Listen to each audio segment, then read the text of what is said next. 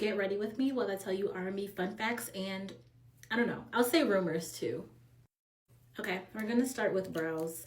Oh, I lied. We're gonna start with primer. Okay, primers on, brows are started. I still give myself the 2016 unibrow. I don't know if it makes it cuter or it's more satisfying to just blend it in, but we're gonna start with Mike City. Mike City is the writer and producer on both the song by Jay Kozier, She's All I Got, and Sunshine Anderson, Heard It All Before. I love a lot of Mike City's work, most of Mike City's work. And it just makes sense to me. Like, if you know both of those songs, I feel like that fun fact, it is easily accepted in your brain because the songs seem like they should originate from the same person. I don't know. Maybe it's just me, but whatever. I really like Sunshine Anderson, Heard It All Before, especially that go-go mix. If you know, you know. That was satisfying to just blend in like that. Like I just... So yeah, he wrote and produced on both of those songs. Go check out on Apple Music. There's a whole playlist of like Apple Music Essentials or whatever of songs that have been touched by the magical hands of Mike City. Okay, there is, oh, this is the wrong shade. Okay. Whoa, crisis averted. I have 530R. That was my contour shade.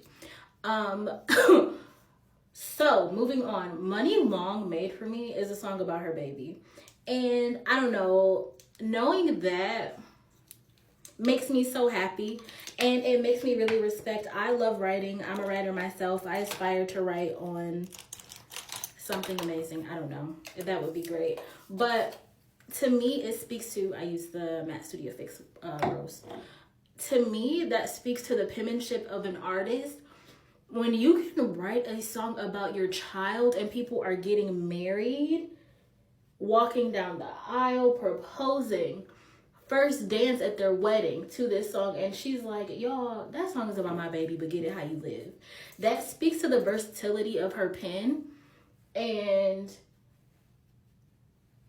skill level of her as a writer, because this song is here about the relationship between a parent and a child and a mother's admiration for this little human, and people are getting married to it. Like, I just feel like when you get to the level that people can use their song meant for one thing for something totally different, you've reached the final level of writing.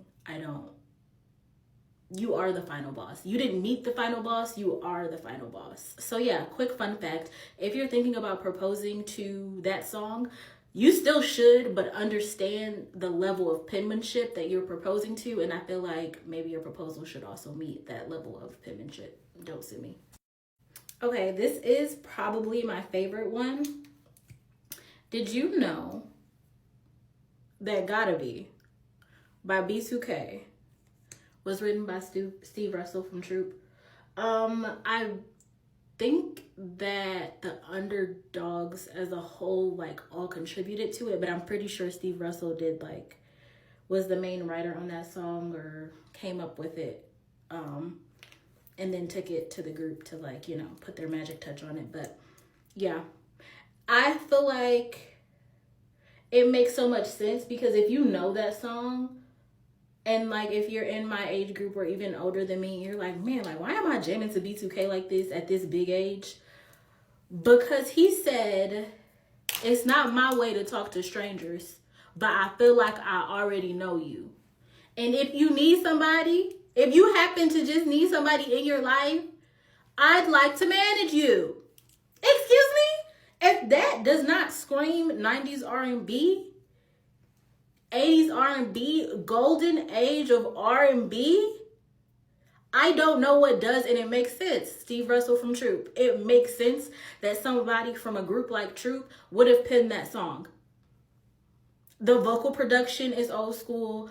The words slap. It makes sense. Gotta be. B2K. I almost want to start singing it, but I'm not going to on this fine Monday. I lied because I can't get it on my head. Whatever's on your mind. sweat it off. Even that. Girl, we got lots of time. Like, we can talk. We can talk. Like, I don't know. I just, come on and walk through that door. Like, what? What? It's the words. And I'm a nerd for vocal production and writing. So, like, a lot of the things that you'll hear me talk about is going to be from that perspective. And that is a really good transition into my next fun fact. L.A. Reid. This man casually said that one of his teachers was from Shalimar. Excuse me? Excuse me? I'm not sure what subject this teacher taught. I would hope that it would have been music, but I don't know. I don't know if I wasn't paying attention enough or he didn't say. But he said that he knew that music was attainable for him because once he found out that his teacher was like, I'm not going to say teaching on the side because that's not what he said, but like his teacher was in Shalimar. Like his teacher did music. His teacher had a record deal with Solar. Like they were the Soul Train band and then they turned into Shalimar. And he's like, oh, sure. Like, surely I can do this as well because it's attainable because he saw it. Like, that is so crazy to me. Like, I don't know. It's different, the things that you can imagine yourself doing when you see somebody doing something. Like, it becomes tangible and it makes the goal not seem so far away. That is crazy to me. Speaking of L.A. Reid, Babyface wrote the song Roni about a girl who curved him. Who's curving Babyface? That's none of my business. But while they were on tour, I think it was the deal. While the deal was on tour with Luther and DeBarge, trying to talk to a girl, Shorty said, nah, I like somebody else. Ran off with somebody else from the band or another artist. I don't know. And he said, the truth about a Roni? She a special girl. But she always, let me look up the lyrics. Yeah, to the Roni, she's always on the phone. Talking to the homeboy, Babyface said, the homeboy wasn't me. Sorry, Babyface. Really glad that happened though, because that is my jam. Now he did hold the song, I think like 6 or 8 years later, and then they met Bobby Brown and he was like, Bobby, hey, sing this down for me really quick. Yeah, so that's the history of Roni. Somebody decided that they were gonna curve Babyface and we got Roni. So if that's what happens when he gets curved, am I mad at it? No.